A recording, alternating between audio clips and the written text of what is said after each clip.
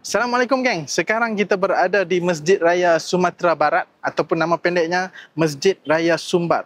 Dan luckily kita sampai di sini awal, dan pada tanggal 7 hari bulan 7 hari itu mereka telah menukar masjid ini dinamakan sebagai Masjid Raya Ahmad Khatib Al-Minangkabawi, dinamakan sempena ulama besar di sini Ahmad Khatib menjadi salah satu imam besar di Masjidil Haram Mekah Al-Mukarramah. Al-hijratu rihlatu hadina hamal al-islam lana dina.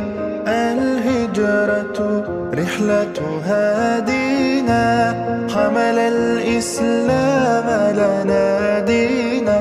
Fasalamullahi ala. Masjid ini dibina pada tahun 21 Disember 2007 dan mula dibuka kepada orang awam pada tahun 2014 dan dirasmikan pada tahun 2019.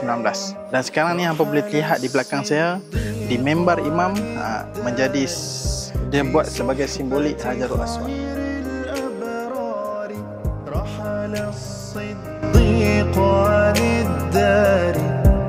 صحبتي خير